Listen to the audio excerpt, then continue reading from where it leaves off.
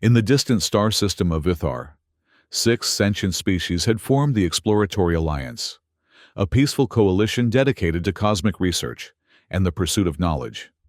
Captain Saris, an Alari with silver-blue skin and keen analytical eyes, commanded the orbital research station, Ithar 7. The year was 3245 by Earth's calendar, though Saris knew nothing of such measurements. The station circled the barren planet Orion, collecting data on celestial phenomena and scanning the cosmos for signs of other intelligent life. For millennia, the Alliance had charted countless star systems without discovering another sentient civilization.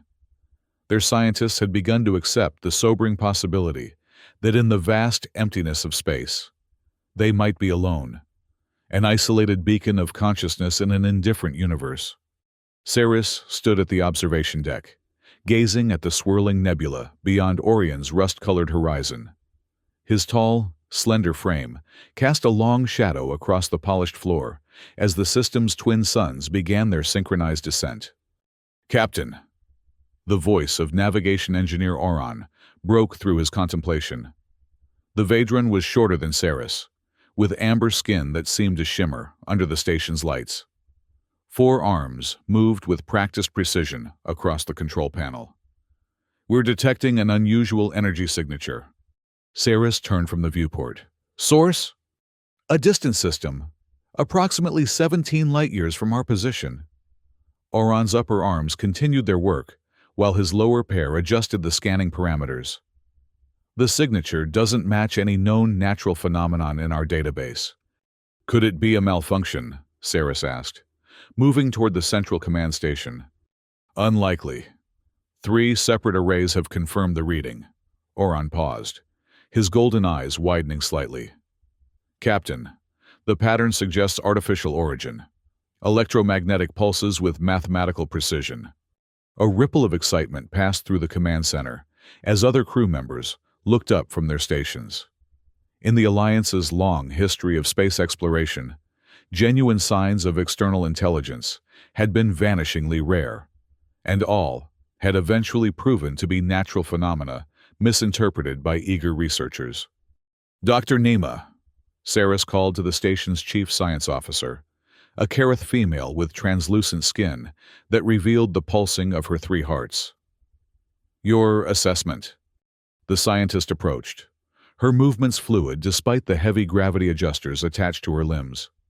Kareths had evolved on a low-gravity world, making standard conditions uncomfortable for their delicate physiology. "The signature originates from the Sol system," she said, her voice melodic with a characteristic Kareth accent. "We've observed it before, but never with this intensity. It appears to be a dramatic increase in radio frequency emissions, consistent with widespread electronic communication or..." She hesitated. "Weapon systems." Saris felt a chill along his spine ridges. "You believe this could indicate conflict?" "The pattern is consistent with such a hypothesis," Nima confirmed. "Though without closer observation, we cannot be certain." After consulting with Alliance Command, Saris received authorization to dispatch an exploratory vessel. The Voyant, a sleek research ship designed for long-range observation, would make the journey to Sol with a small, specialized crew. Saris insisted on commanding the mission himself, a decision that surprised his superiors, but was ultimately approved given his experience with first contact protocols. 3 weeks later, as the Voyant entered the outer reaches of the Sol system, the crew made their first visual confirmation of the 3rd planet, a blue-green sphere partially obscured by swirling white clouds. "Remarkable water content," murmured Dr. Nima, analyzing the incoming data. "Nitrogen-oxygen atmosphere. Conditions potentially suitable for carbon-based life." "Life readings?" Saris asked, leaning forward in his command chair. "Abundant. Complex organisms across multiple evolutionary branches." Nima's eyes widened as she continued scanning. "Captain, I'm detecting artificial structures on the surface, extensive urbanization, and..." She paused, her voice dropping to a whisper. Unmistakable evidence of technology. Oran, who had been unusually quiet during their approach, suddenly spoke. Energy weapons. They're using energy weapons against each other. The observation screens confirmed his statement, showing thermal signatures of explosions across several continental masses. The Voyant's sensors detected radioactive hotspots and atmospheric contaminants consistent with widespread destruction. They're at war, Saris realized, feeling an unexpected sadness. After millennia of believing themselves alone in the universe, to find another intelligent species only to witness their self-destruction seemed a cruel cosmic joke. Following strict non-interference protocols, Saris ordered the Voyant to maintain a high orbit and engage its advanced cloaking systems. For 3 Earth days, they observed the conflict below, documenting a civilization tearing itself apart with increasingly sophisticated weapons. Nuclear detonations illuminated landmasses, and biological agents spread through population centers. Yet, amidst the horror, the crew noted something unexpected: the resilience of the planet's inhabitants. They continue to function despite catastrophic losses. Oran noted with growing admiration. Look there, medical teams rushing into irradiated zones to save survivors. They sacrifice themselves for others. Their social structures remain intact even under extreme pressure, added Nima.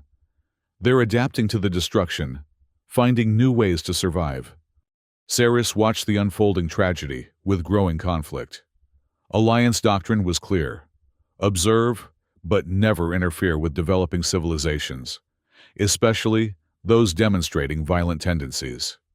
Yet something about these beings, humans, they called themselves in their transmissions, resonated with him.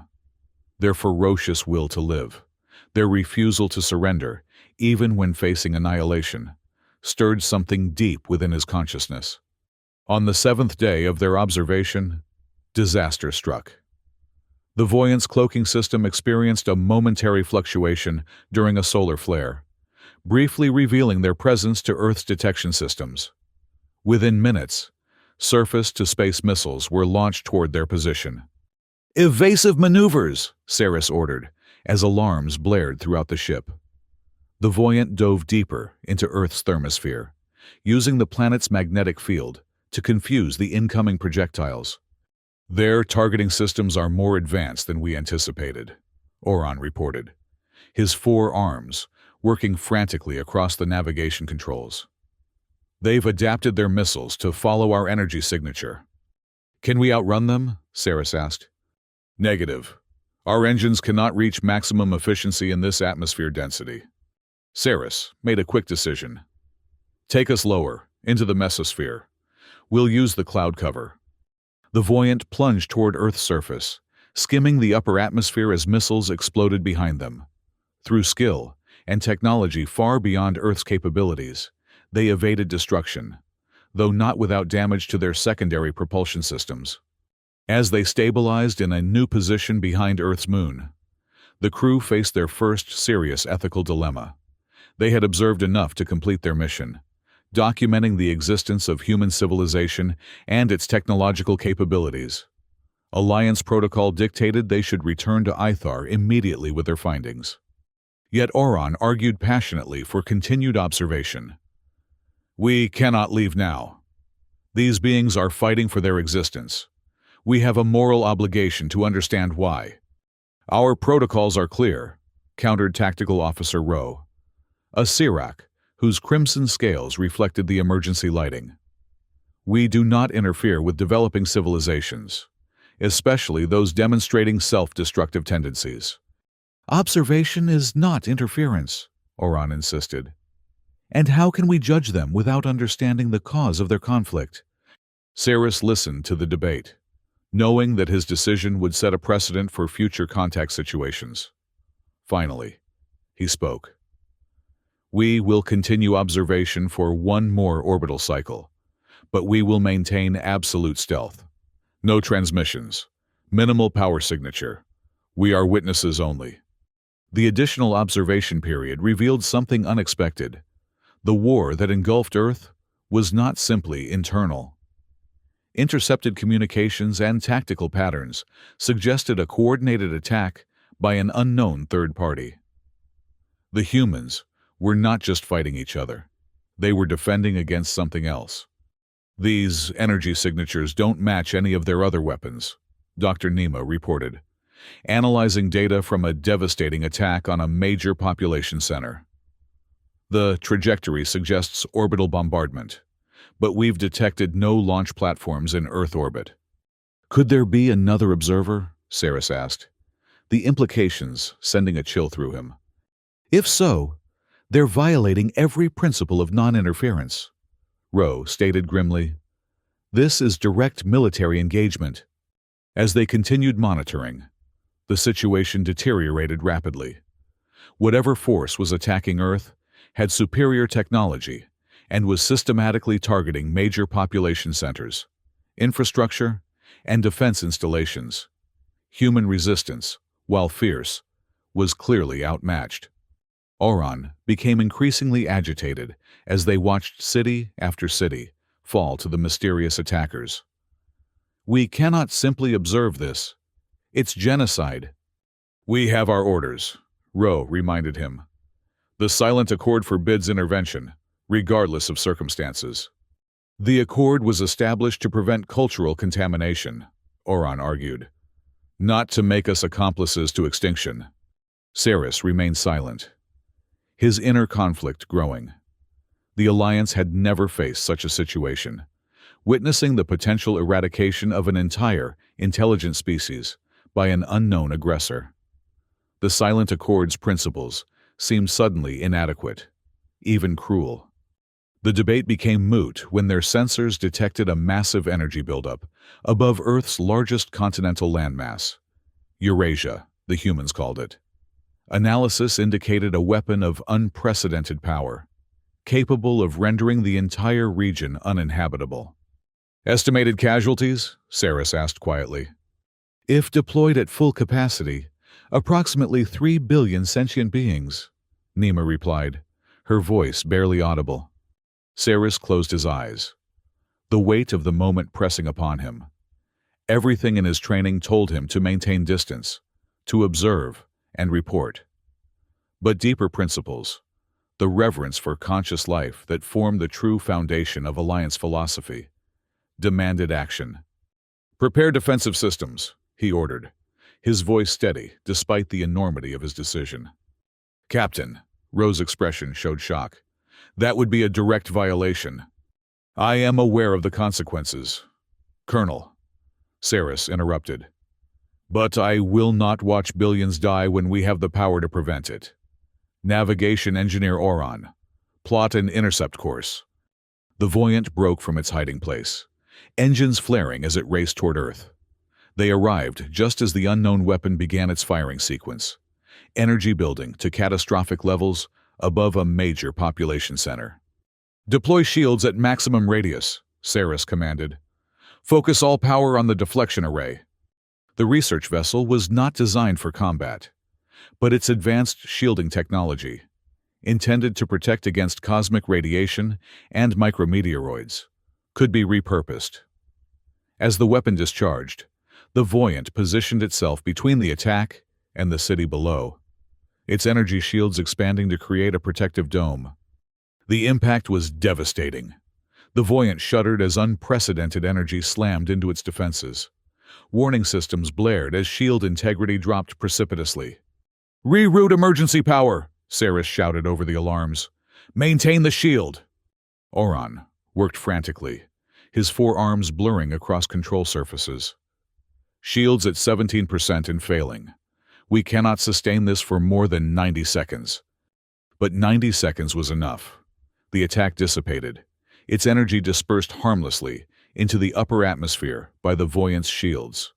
Below, millions of humans remained unaware of how close they had come to annihilation, or of the alien vessel that had saved them. The respite was temporary. The mysterious attacker, apparently surprised by the intervention, redirected its weapons.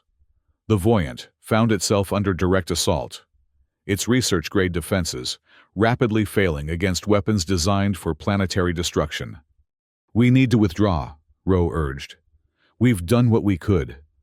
But Saris knew retreat meant doom for the planet below. "Negative. Target the enemy vessel and prepare to engage." "With what?" Ro demanded. "We're a research ship." "We have the gravitational disruptors," Oron suggested. "They're meant for collecting stellar material. But if reconfigured—" Saris nodded. "Do it." The Voyant's scientific equipment, designed to manipulate gravity fields for research purposes, became an improvised weapon. As the enemy prepared another attack, the Alliance vessel focused its disruptors on the attacker's propulsion system, creating a localized gravity well that crushed critical components. The effect was immediate and dramatic. The enemy vessel, suddenly unable to maintain position, began a slow spiral toward Earth's atmosphere. Its weapon systems fired erratically, no longer targeting the surface, but attempting vainly to destroy the Voyant. "They're losing structural integrity," Nima reported. "Impact in approximately 3 minutes." Saris watched the enemy ship's descent, feeling no triumph, only relief that the immediate threat had passed. "Ensure it impacts in an uninhabited area," he ordered, "then prepare for immediate departure." As the mysterious attacker plunged into Earth's southern ocean, the Voyant withdrew to a safe distance.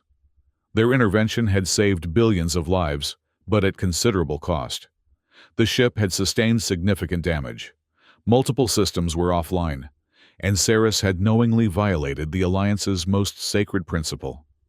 "Emergency transmission from Alliance Command," Communications Officer Tella announced, her bioluminescent facial patterns flashing with concern. The message was brief and unambiguous. "Return immediately. Prepare for court-martial proceedings." The journey back to Ithar 7 was silent. The crew divided between those who supported Saris's decision and those who believed he had overstepped his authority. Oren remained steadfastly loyal, convinced they had done the only ethical thing possible. Ro maintained professional distance, though his disapproval was evident. Nima busied herself analyzing the data they had collected, her scientific curiosity apparently transcending the political implications of their actions. Upon returning to Ithar 7, Saris was immediately relieved of command and confined to quarters.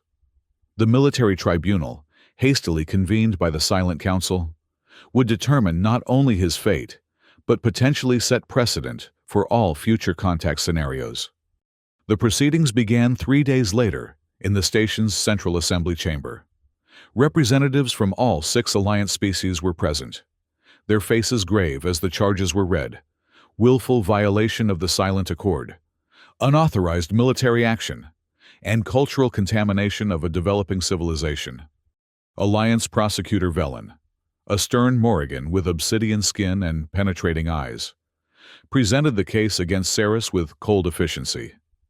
The defendant abandoned millennia of wisdom and restraint, potentially altering the natural development of a pre-Alliance species. In doing so, he has undermined the foundation of our exploratory mission and exposed the Alliance to unknown risks. Saris, standing alone before the tribunal, offered no defense beyond the facts. "I witnessed the imminent extinction of billions of sentient beings and had the power to prevent it. I chose to act. I accept full responsibility for that decision." The proceedings might have concluded swiftly, with Saris's conviction had Oron not intervened. Breaking protocol, the navigation engineer demanded to address the tribunal. The Silent Accord was created to protect developing civilizations from harmful interference, Oron argued passionately. But what Captain Saris prevented was not development. It was genocide. The humans were under attack from an outside force using technology beyond their defensive capabilities. "We have only your word for that," Prosecutor Velen countered. "The conflict observed could easily have been internal, using weapons we failed to detect earlier." "Then examine our sensor logs," Oron challenged. "The attack patterns, energy signatures, and orbital trajectories clearly indicate an external aggressor. Dr. Nima can confirm this analysis." Called to testify, NEMA presented meticulously organized data, supporting Auron's claims. The weapon deployed against Earth's Eurasian continent utilized principles unknown in human technology. Its power source signature doesn't match anything in their electromagnetic spectrum. As evidence mounted, the tribunal's focus shifted from Ceres's violation to the implications of the mysterious attack. If another spacefaring civilization was conducting military operations in nearby systems, the Alliance faced a potential security threat far greater than the philosophical dilemma of non-interference. On the fifth day of proceedings, an unexpected development changed everything. Tella, still monitoring Earth communications despite restrictions, burst into the chamber. "Forgive the interruption," she said breathlessly, "but the humans are broadcasting directly to us." Stunned silence fell over the assembly. After a moment of hesitation, the tribunal chief nodded, and a communication screen activated. The image showed a human female in what appeared to be formal attire, speaking directly to camera in one of Earth's dominant languages. "To the unknown vessel that intervened during the attack on Shanghai," she said. Her voice, translated by the Alliance's sophisticated systems. "We have analyzed the debris from the destroyed aggressor and determined it was not of Earth origin. We have also detected your continued presence in our system. We wish to establish communication and express our gratitude for your assistance." The message continued, explaining that Earth's nations had united in the face of the external threat, setting aside their internal conflicts to focus on planetary defense. They now sought dialogue with the civilization that had saved them, hoping for information about the attackers and potential future threats. The tribunal chamber erupted in debate. This development rendered the non-interference question moot. The humans were now aware of extraterrestrial life and were initiating contact themselves.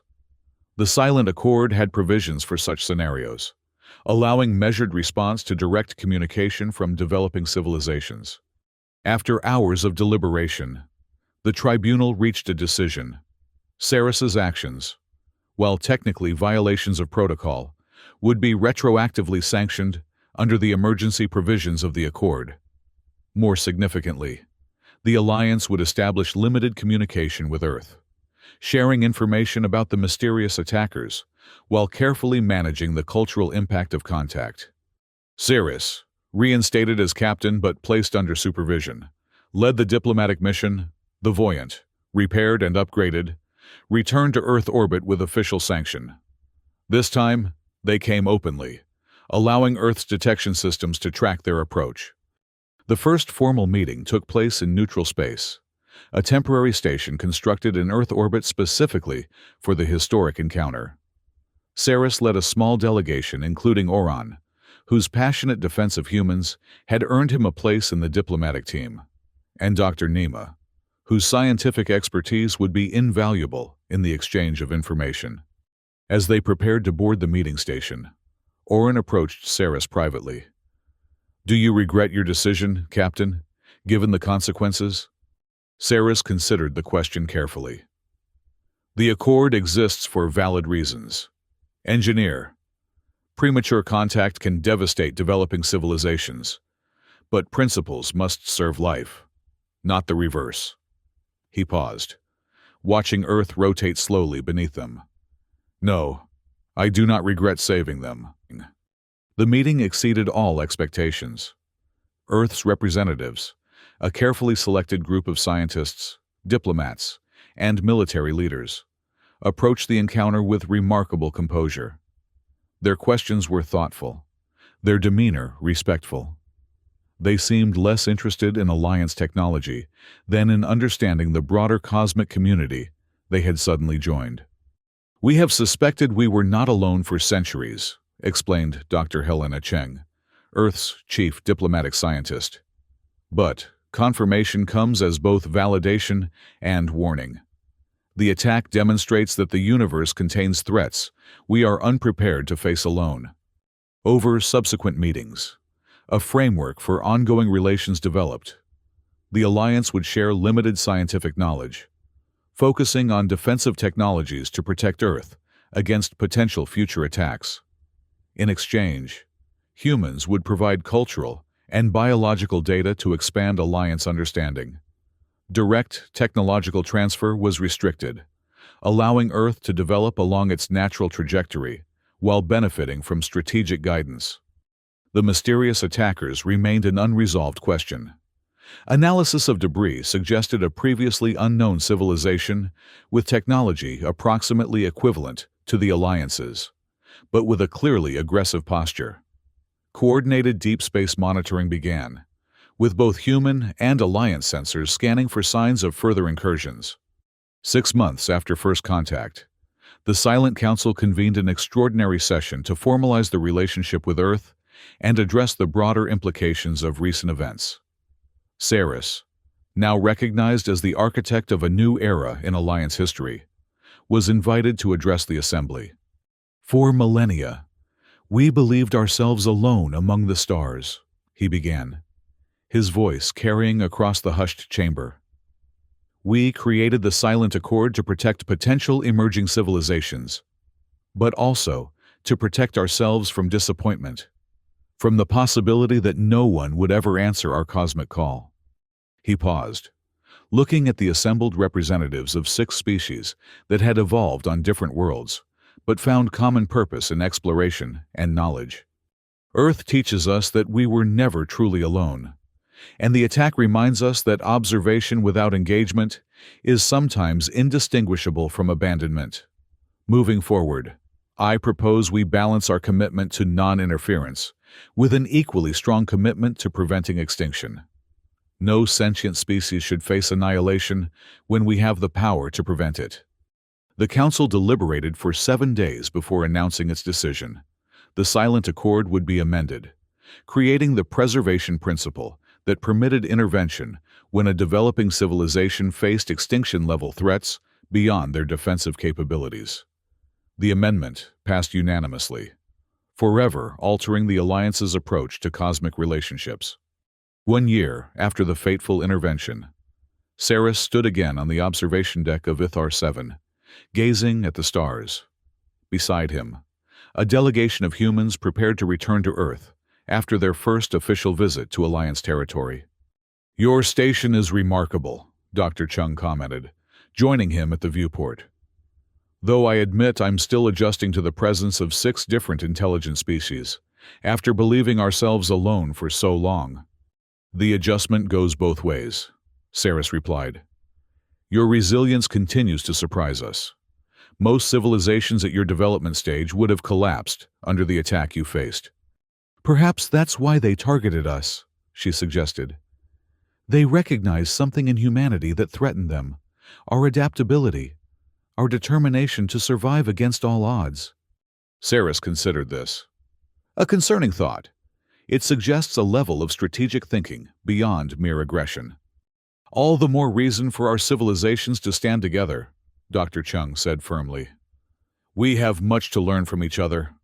As the human delegation departed, Ceres received a communication from Alliance Command. Long-range sensors had detected energy signatures matching the unknown attackers in a nearby star system. A fleet of Alliance vessels was being assembled, not merely to observe but to engage if necessary. The message concluded with a personal note for Ceres. "Your actions, once deemed controversial, have prepared us for this moment. The preservation of conscious life throughout our galactic neighborhood now guides our mission. You are requested to command the diplomatic division of the response fleet." Ceres accepted without hesitation. The universe had proven both more wondrous and more dangerous than the Alliance had imagined. The human phrase, "we are not alone," resonated with new meaning, not just as a statement of cosmic companionship, but as a declaration of mutual responsibility. As the Voyant prepared for its new mission, Oron approached his captain. "It seems your violation of the Accord has become its most important amendment," he observed with characteristic directness. "Not my violation," Ceres corrected. "Our choice. You helped me see beyond protocol to the true meaning of our mission." "And what is that meaning, Captain?" Ceres looked toward the distant star where Earth orbited, a small blue world that had forever changed the Alliance's understanding of their place in the cosmos. "To preserve the miracle of consciousness wherever we find it," he answered, "and to ensure that no sentient being faces the darkness of space alone." The Voyant departed Ithar 7 the next day. Its crew expanded to include human scientists and diplomats. Together, they ventured toward the unknown threat, carrying not just the defensive capabilities of two civilizations, but something more powerful: the knowledge that throughout the vast emptiness of space, conscious beings could reach across the void to protect one another. In the observation lounge, Saris watched the stars blur as the ship accelerated to superluminal velocity. A human phrase he had recently learned seemed particularly appropriate for the moment.